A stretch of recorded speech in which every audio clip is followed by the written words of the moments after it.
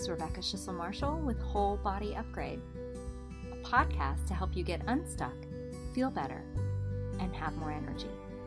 Let's get started.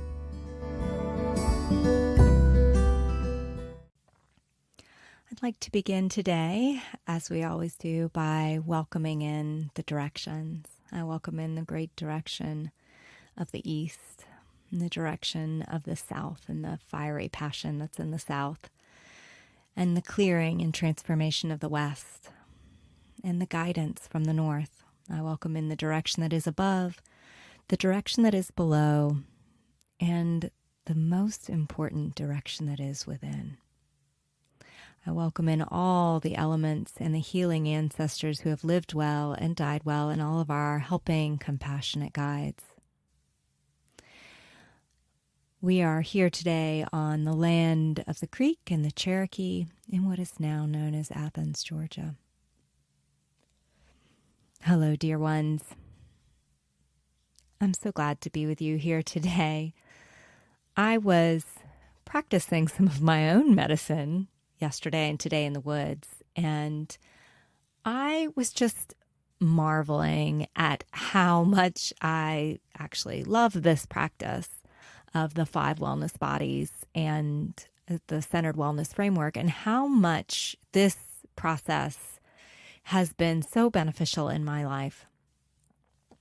I was using all of the 5 wellness bodies, and what I was doing was, it doesn't have to be this big separate deal.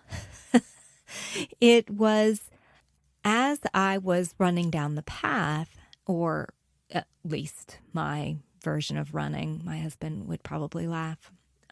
He's the real runner.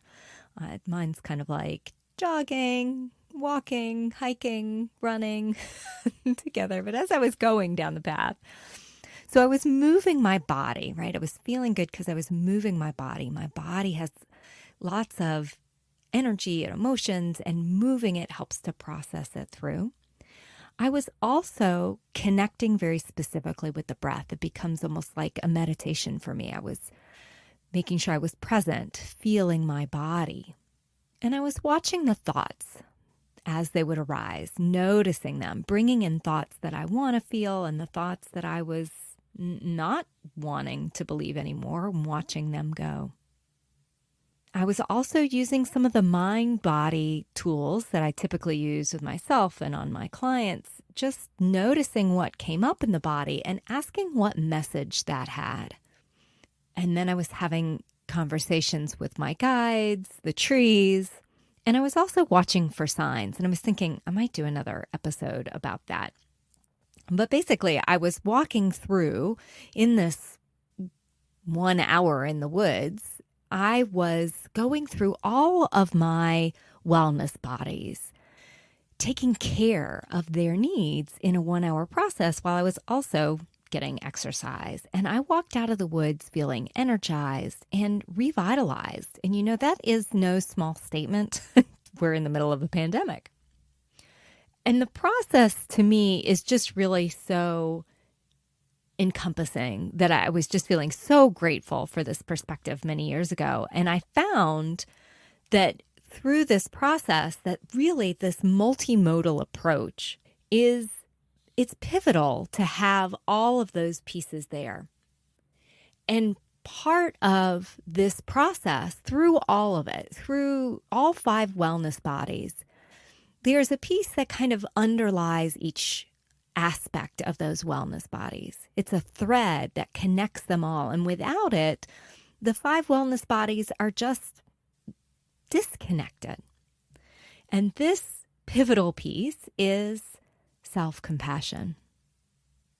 So self-compassion is basically an antidote to what I spoke about in episode 10 about the critical mind.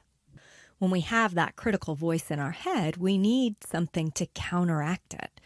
The critical voice, in my experience, as I talked about before, doesn't always go away, but often we don't have anything to counteract it.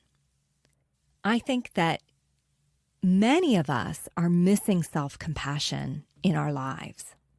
We don't know what it is, and we haven't, for most of us, haven't had it modeled by parents or adults in our lives. I know until I consciously sought it out in my 20s or 30s, I didn't really know anyone who had a foundation of self-compassion. I didn't even really know it existed. In fact, the opposite was actually modeled for me and modeled for most of us in this culture and our society. I had the belief, and I have heard many of my clients say this, that we can only change, do more, be better by yelling at ourselves in our head, right? That's the only way that we can get us to change. If I'm not, this is what I hear my clients say, if I'm not so hard on myself, how will I ever make a change? And this, again, this is counterproductive to change. But we're taught this as children, right? Because we're given that harsh critical voice. We're told that that's the way to change, mostly because that's how it was modeled for our parents and all the way down through those ancestral lines and generations. It does work in the short term when we're yelling at ourselves and saying, you better do that before that deadline. But it's not sustainable. And it certainly doesn't feel good. So let's start at the beginning. What is self-compassion? And Kristin Neff is one of my favorite researchers, and she has committed her whole research career to studying mindful self-compassion, and her work is just beautiful. If you're ever curious about it, she has some beautiful books and a website that has a ton of available information. I'll put a link in the show notes. She developed an evidence-based assessment, right? It's not really a quiz, it's an assessment to determine an individual's level of self-compassion. It's one of the pieces that she uses. I use this self-compassion assessment in many of my research studies because it gets to what I'm looking at with college-age individuals at the University of Georgia. When I teach my mindfulness class, is that many of them have really a low self-compassion at the beginning of the mindfulness class.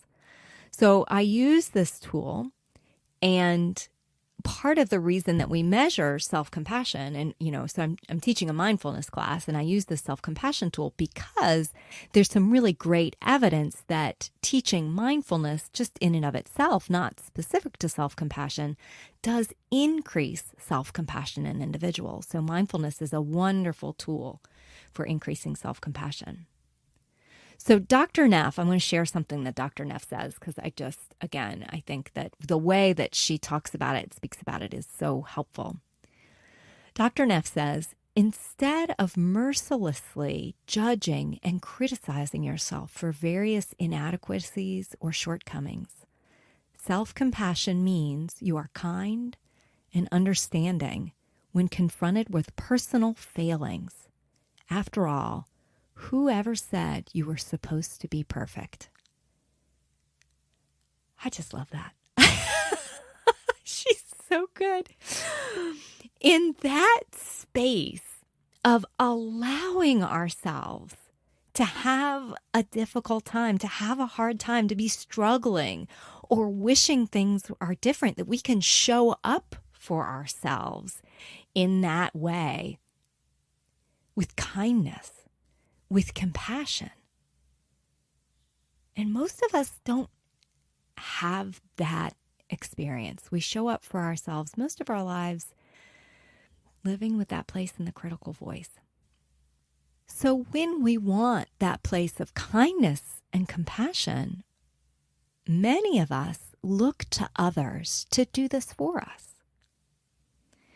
We ask others to say kind words. We look for compliments. We want others to tell us how wonderful we are, because inside our own heads are things that are not kind that are going on most of the time.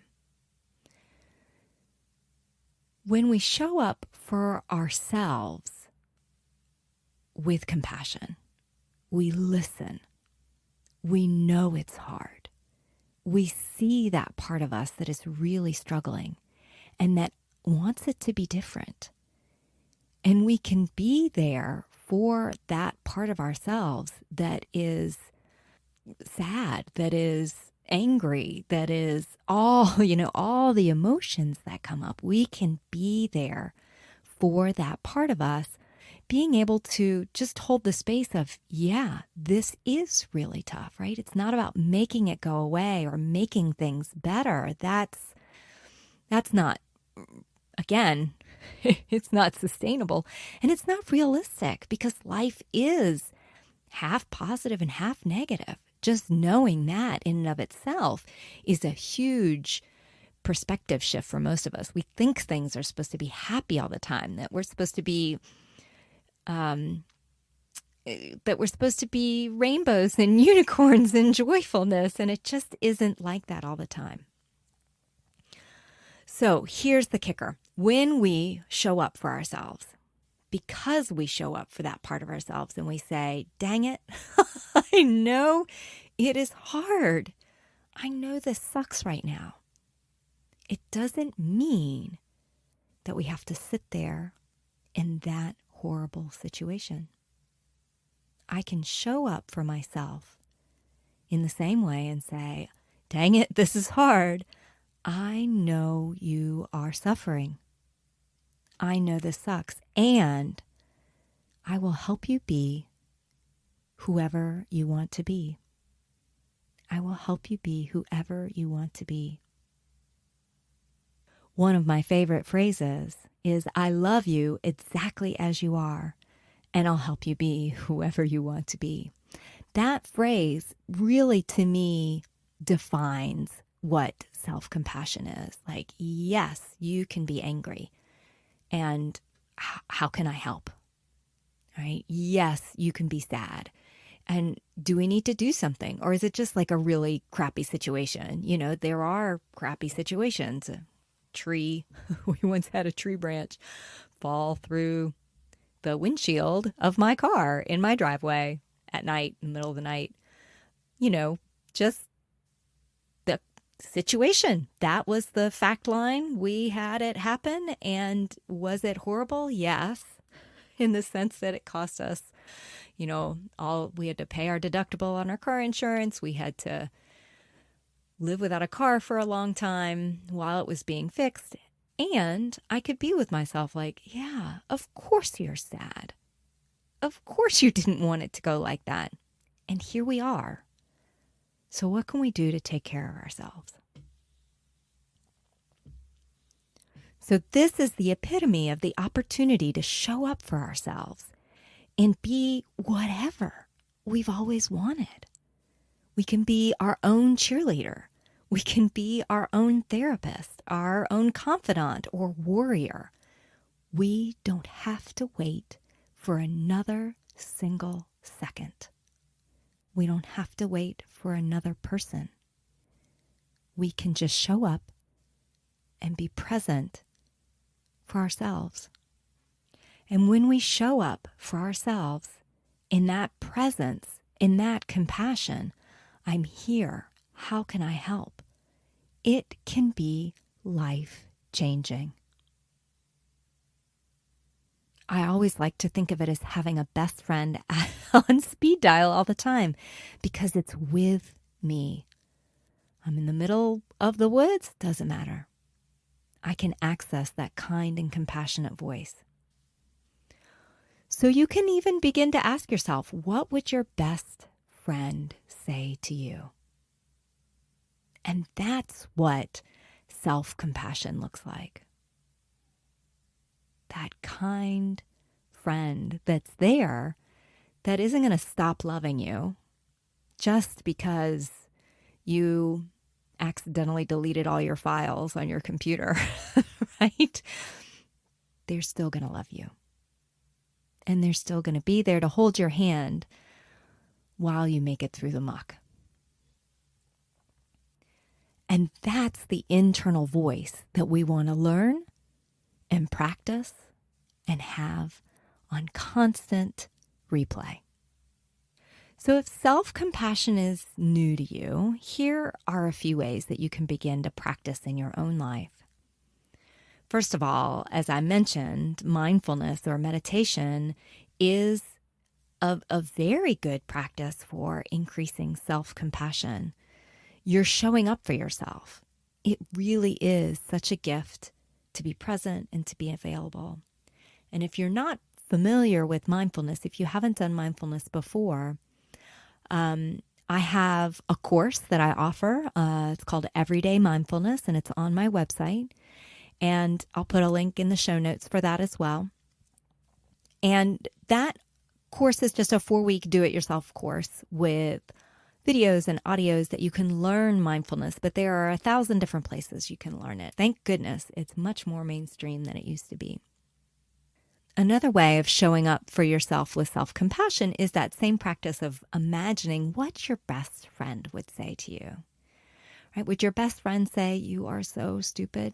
No, hopefully not. And if you have a best friend that says that, we might need to chat more about finding a different best friend.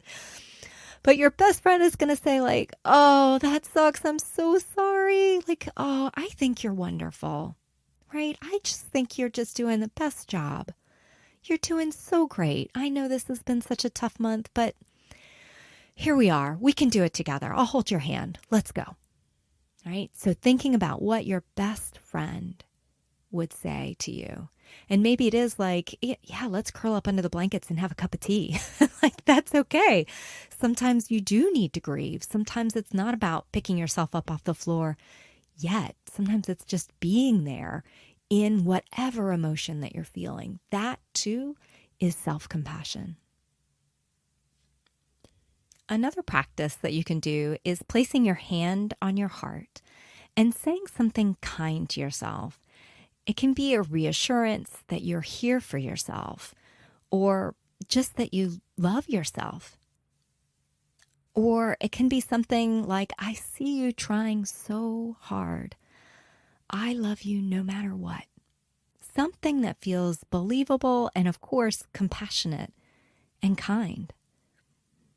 Now, sometimes I will give you the little caveat of sometimes this can be kind of sneaky and it'll slide over into the critical voice. It sounds kind of like compassion, but it slides into critical voice. And you can look at the episode called Treat Yourself. And the voice may say, "Well, it's okay. You deserve the cake. You had a rough day."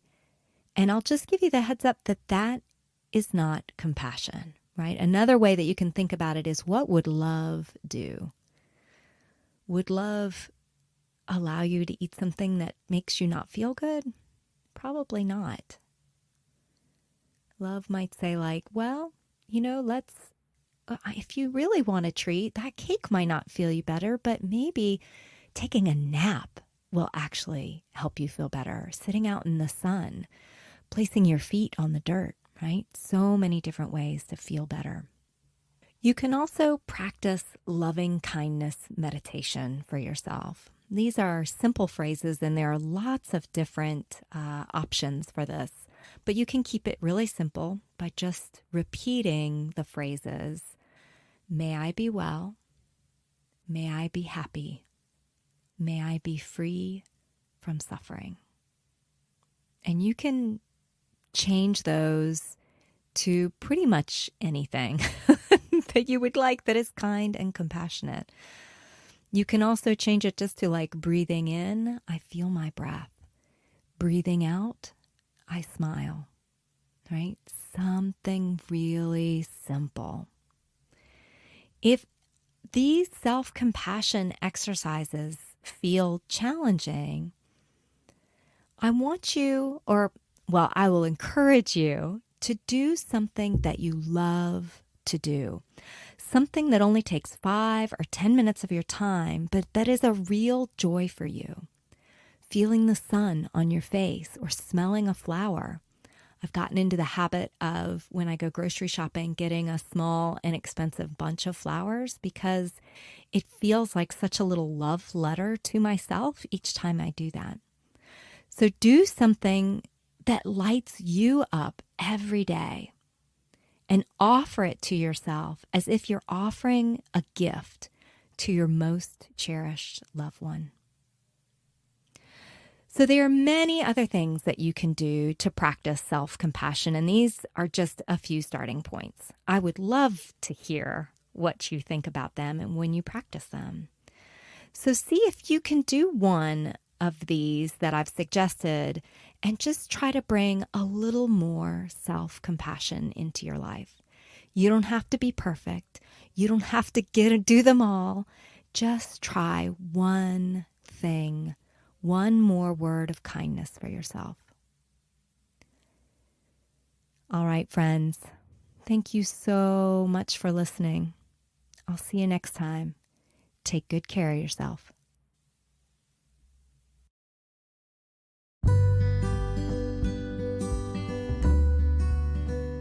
Thanks for joining me on this episode of Whole Body Upgrade. If you'd like to learn more about working with me, you can visit me on Facebook or Instagram or on my website, CenteredYou, that's CenteredYou.com. See you on the next episode of Whole Body Upgrade.